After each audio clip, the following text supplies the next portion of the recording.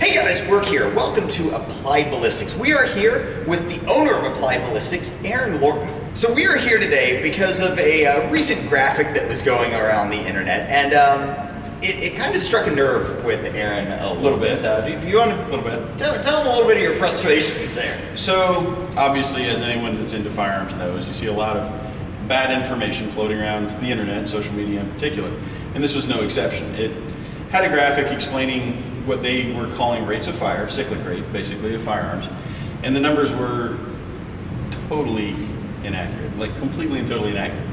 It actually said that a modified semi-automatic assault weapon shot at a 1,200 rounds per minute, while a fully automatic M16, I know it's funny, right? A fully automatic M16 only fired at 950 rounds per minute. I'm still trying to imagine pulling my trigger finger that many times in an hour.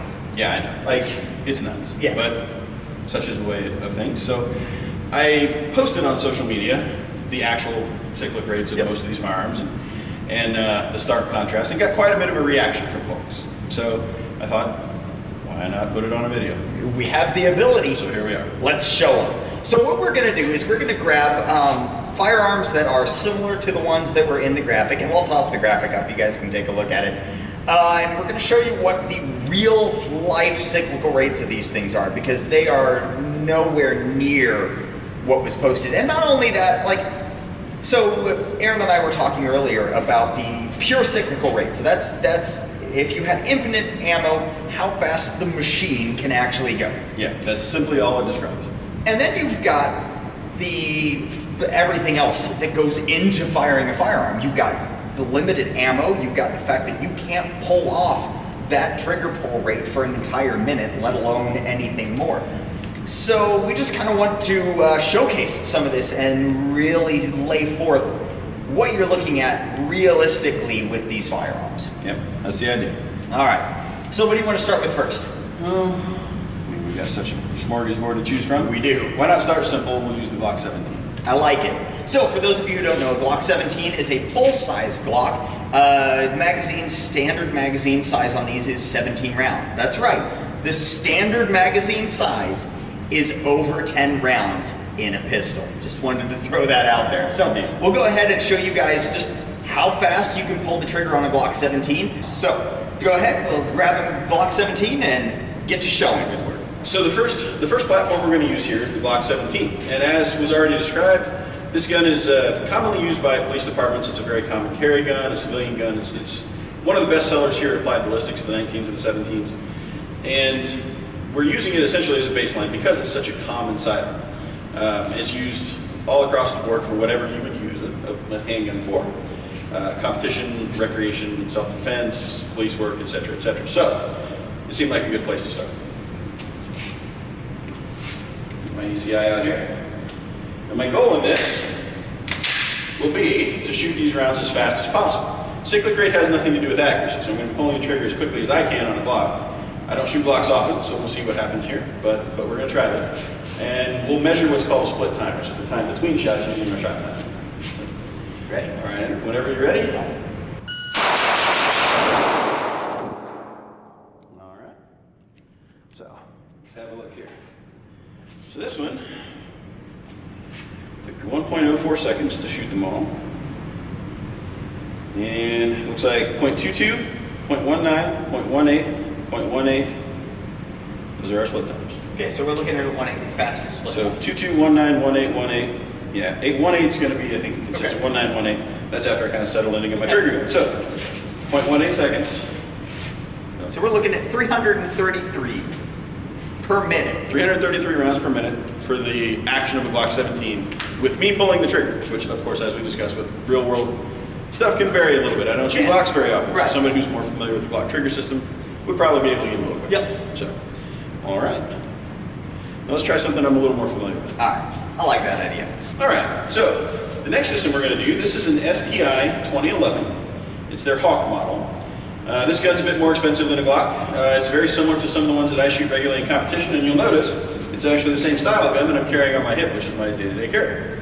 So obviously this is a trigger system and a platform that I shoot more frequently than I do with the Glock. It is still a semi-automatic handgun. It's nothing crazy, special, super cool ninja door gunner kind of stuff. It's just a handgun. Still semi-automatic. So let's see what kind of cyclic rate we can get out of this one. So now we're going to do the same 5-shot string we did with the Glock using the STI trigger.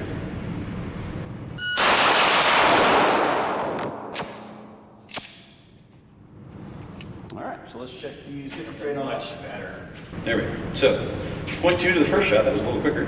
1.8, 1.7, 1.5, 1.4. All right, so we got a 1.4 on that one. 1.4.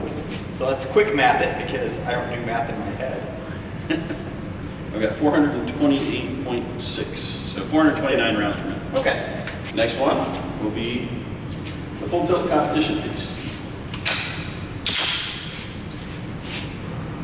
All right.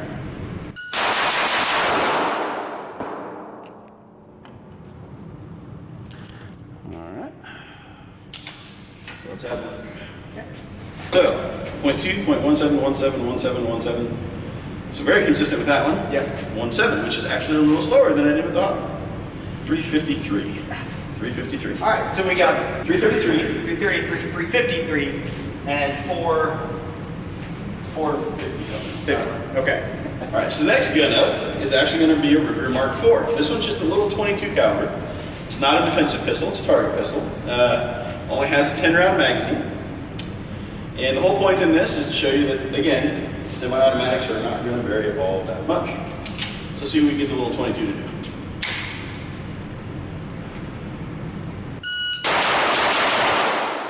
Now we'll see what our cyclic rate was. So, go figure. 1.832 when I had the trigger freeze. 1.9 and 1.6. So you actually pulled off a quicker trigger pull with a bone stock, what, $450 Ruger Mark IV? Correct. Than the $3,000, no, how much is the open gun? $4,000. $4,000 open gun. And that is 375 rounds per minute. There we go. So again, very consistent. Very consistent. For semi-automatic handguns. All right. So the next weapon we're going to shoot is the Revolver. Now, this is Smith & Wesson 686, so it's a 357 Magnum. But for the sake of testing cyclic rate, we're going to fire 38s in it, which are a little lower recoil. And then, of course, being a 6-shot revolver with only 5 rounds in it, I'm going to have to clock it so that I get an actual bang on the first trigger pull. But if you recall, the little graphic showed 20 rounds per minute, or yeah, 20 rounds per minute. Yep. So we're talking about 3 seconds between each shot. Let's test the theory. All right.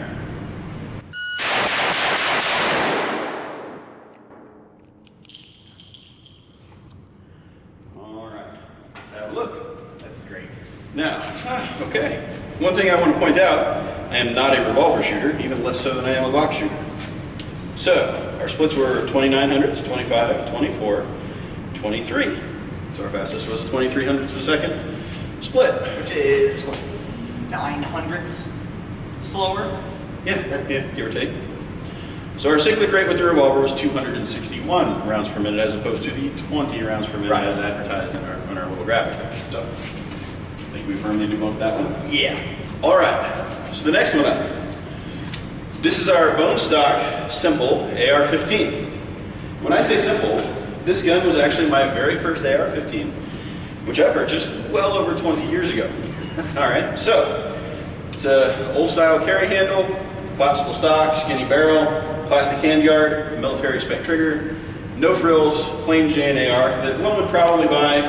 The equivalent today new would be somewhere between $500 and $600. Let's check our cyclic rate on our bone stock.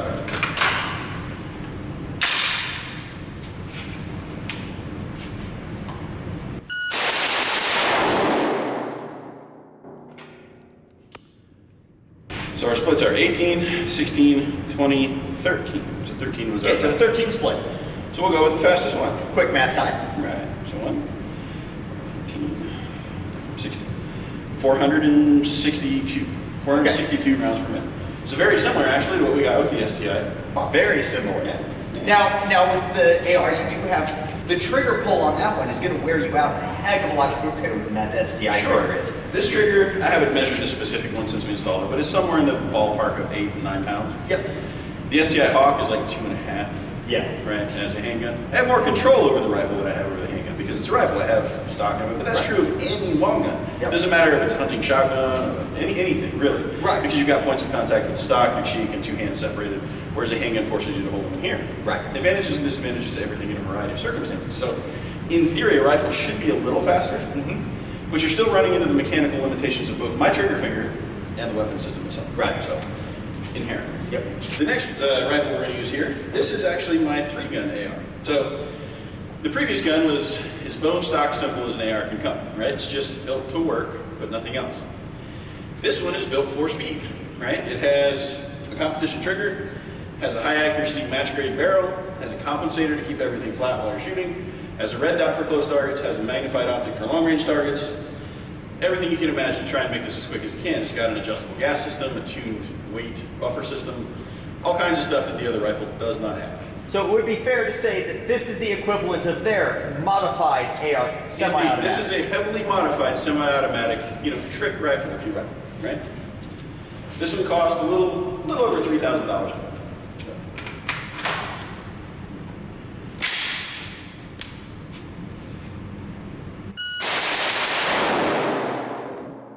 So, our splits here, 17, 16, 16, 14. So 14 split. That sounds vaguely familiar. It seems familiar to me, right? 428.6 to 429 rounds per minute. All right. You were blazing as opposed to 1200. Right. Was the The graphic. misnomer. Right. A little bit. The next gun we have here, just like with the pistols, we're going to shoot the little 22 at the end. So this is a Ruger 1022. This gun has been around since I think 1977, which actually makes it a little bit younger than the AR-15. That's neither here nor there. This is a gun that would commonly be used by young men to hunt squirrels. I know I did that when I was younger, with a little 22. And I also want to point out that this gun can use a 25 plus round magazine as well. So let's see what kind of cyclic rate we get with this one. Fired all 6.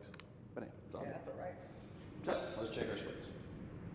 So 20, 19, 17, 19, 15. So 15 was our shortest split. Okay. Well, that's weird. Sounds familiar. It does sound awfully familiar, doesn't it? Right. 400 rounds per minute. 400 rounds per minute. So, to summarize, it looks like our slowest semi-automatic gun was in the mid-300s. Yep. Our fastest was in the mid-400s. Regardless of whether we're talking about a $400 or $500 gun versus a $4,000 gun. The ones that are set up for trick competition shooting are the ones that are set up for everyday use. Normal, plain Jane, simple guns. So obviously, as we pointed out, the idea of the cyclic rate being relevant to this discussion really is its moot point. Right. Even the Revolver was in, I think, the mid to high 200s. Yeah. Right? Yeah. So, I mean, it really doesn't matter. And that's kind of the point that I was trying to drive home. And none of them are anywhere near an actually fully automatic, which that was the only number in that graphic that was correct. That's right. Yep. 950 is pretty close. 900 is usually the published you see for a fully automatic AR-15 and with a short gas system like that one, the one picture. Same as the one we were shooting here, right? So, I mean, that was the only accurate number in the entire graphic, and so that's just what we kind of want to point out. Be careful what you believe, because there's a lot of really bad information out there. So. Yeah, so I mean, and we're looking at the numbers that we just got. That's not even counting in all of the human error that you can see, mag changes, variation in trigger pull. That's just the pure mechanism of the gun and how possibly fast it can go. So when they post these numbers, it's pure fear-mongering, trying to throw scary big numbers out that have no basis in real world. Well, and the shots that I were firing were not aimed shots. Right. They were just fast trigger pulls, Yeah. right? Nothing about them was intended to hit a specific zone or anything like that. I mean, I had a target downrange purely because I need something to direct my point, because it's natural to point the gun because I shoot a lot, but none of them were aimed fire. It was just trigger pull. That's it. Which also is completely irrelevant to the discussion about, well, crime and active shooters or any of that kind of thing. Yep. So that's kind of where we're at. And so the main takeaway for us here is that I don't want folks to see these things and then, ooh, the evil, big, bad, modified, semi-automatic assault rifle stuff. I mean, aside from the fact that they use the wrong terms throughout the graphic. Yeah. Right? And it just demonstrates a complete lack of understanding by whoever posted that or created that graphic. Or, the worst case, I suppose, is that they're deliberately providing false information. I'll give them the benefit of the doubt. They don't know what they're talking about. But that at the very least calls into question journalistic integrity, because they before didn't you do post that kind of thing. Right. They didn't do their research. No, clearly not. Because in this last, we've been here an hour. Yeah, probably about an hour. So. And in that amount of time, we verified that a 22 caliber squirrel gun can shoot as fast as the big black scary AR-15. So there you have it. There you have it. So that's it, guys.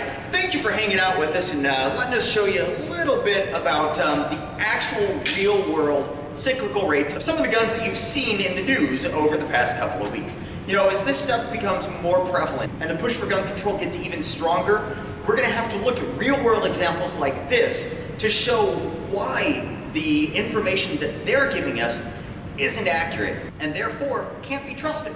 So thanks again, guys. Remember, if you found this video useful, go ahead and like and subscribe down below. This is one of those videos that we would love for you guys to share because this information needs to get out. Remember, guys, I appreciate every one of you, and until next time, do your research, get informed, and get to work.